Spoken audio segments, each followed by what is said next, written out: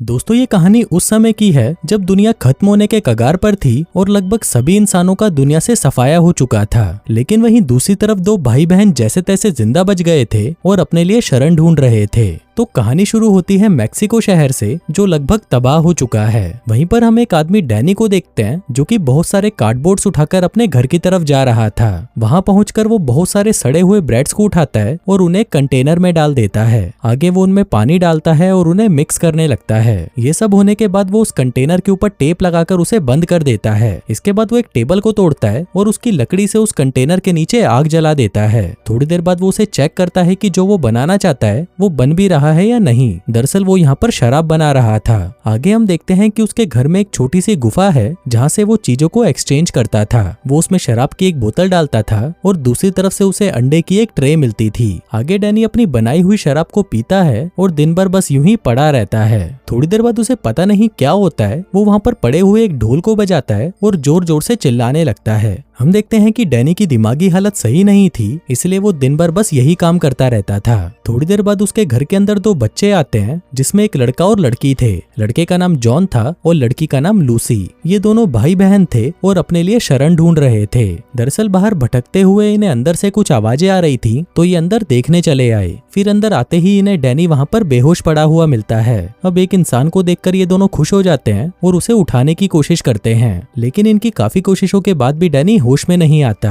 आगे वो उसे दूसरे कमरे में ले जाते हैं और वहीं पर सुला देते हैं। थोड़ी देर बाद जब डैनी को होश आता है तो वो इन दोनों को अपने घर में देखकर हैरान हो जाता है। इसी दौरान वो दोनों भाई बहन भी उठ जाते हैं और उससे खाना मांगते हैं। वहीं डैनी भी इन पर दया करके इन्हें खाना दे देता है। फिर खाने के बाद लूसी डैनी से कहती है कि हमारे पास रहने की कोई जगह नहीं है, तो क्या हम आपके साथ रह सकते हैं? बदले में आप जो बोलोगे हम वही करेंगे। अब ये सुनकर डैनी हंसने लगता है, जिसके बाद वो उन दोनों को एक कमरे में बंद कर देता है। अब लूसी को तो इस बात से कोई फर्क नहीं पड़ता क्योंकि वो थकी हुई थी और आराम करना चाहती थी। लेकिन जॉन बार बार उस दरवाजे को खोलने की कोशिश कर रहा था क्योंकि उसे यहाँ पर काफी अजीब लग रहा था। तभी लूसी उसे कहती है कि इसका कोई फायदा नहीं, चुपचाप यहाँ पर आकर सो जाओ। लेकिन जॉन उसकी बात नहीं सुनता।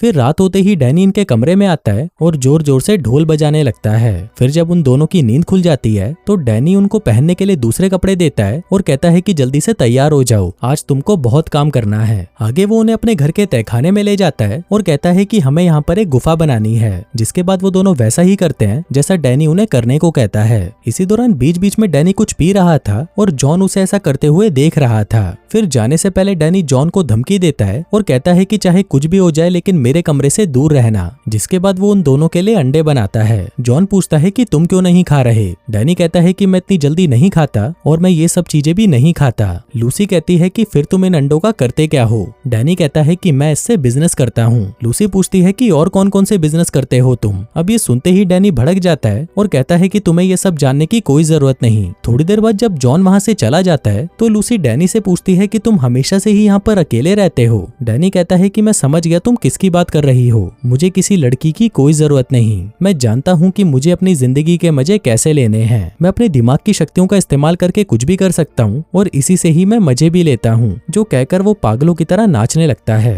अब लूसी डैनी की इन सब बातों से बहुत हैरान थी और सोच रही थी कि इससे बड़ा गधा मैंने आज तक नहीं देखा। तभी जॉन वहाँ पर वापस आ जाता है और देखता है कि डैनी और लूसी आपस में बातें कर रहे थे। अब ये चीज जॉन को बिल्कुल भी अच्छी नहीं लगती, लेकिन वो बेचारा कुछ कर भी नहीं सकता था। फिर डैनी के वहाँ से जाते ही जॉन लूसी से पूछता है कि तुम उससे क्या बातें कर रही थी, जिस पर लूसी उसे कहती है कि तुम्हें ये सब जानने की कोई जरूरत नहीं। अब कुछ दिन ऐसे ही काम करने के बाद फाइनली इनकी गुफा बनकर तैयार हो जाती है। इसी दौरान डैनी लूसी के पास आता है और उसे कुछ इशारा करता है। वहीं लूसी भी डैनी को वैसा ही इशारा करती है। अब ये चीज जॉन भी देख रहा था और वो लूसी के पास आकर कहता है कि क्या वो तुम्हारे साथ कुछ करना चाहता है, जिस पर लूसी कहती है कि नहीं, ऐसा कुछ नहीं है। कुछ देर बाद डैनी जॉन के पास आता है और उसे पूछता है कि क्या तुम कभी लूसी के साथ सोए हो? जॉन कहता है कि नहीं, हम दोनों ऐसा कुछ नहीं करते। डैनी पूछता है कि क्या तुम हाथ गाड़ी चलाते हो? तुम तो अभी जवान हो, तुम्हें तो रोज हाथ गाड़ी चलानी चाहिए। जॉन कहता है कि नहीं, मैं ये सब नहीं करता। डैनी कहता है कि ये सब छोड़ो, तुम्हें आज ही लूसी के साथ इंटीमेट होना होगा।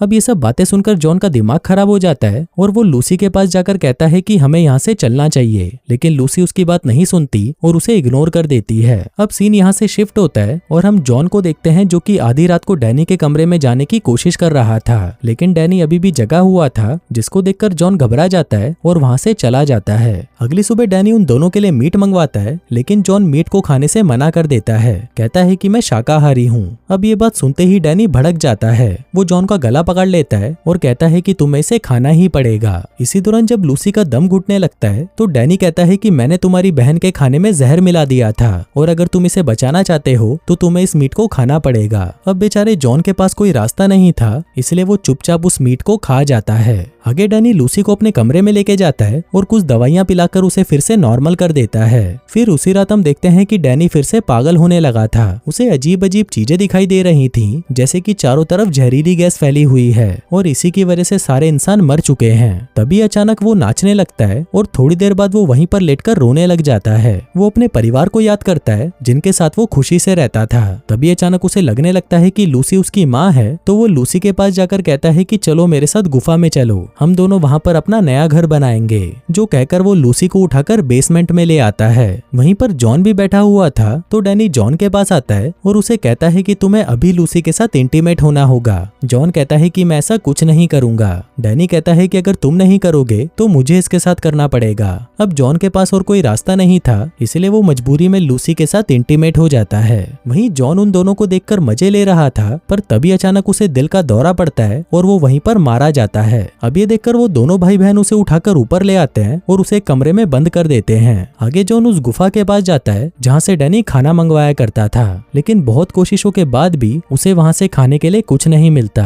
उधर दूसरी तरफ लूसी डैनी की लाश के पास जाती है और उसकी जेब चेक करती है। तभी उसे वहाँ पर एक लड़की की तस्वीर मिलती है जो कि एक छोटी सी बच्ची थी। इसके बाद वो अपने भाई के पास आती है और उससे पूछती है कि तुम मुझसे कितना प्यार करते हो, जिस पर जॉन कहता है कि बहुत ज्यादा। आगे हम देखते हैं कि धीरे धीरे इन दोनों भाई बहनों की मानसिक हालत खराब होने लगी थी और ये यूं ही इधर उधर घर में भटकने लगे थे।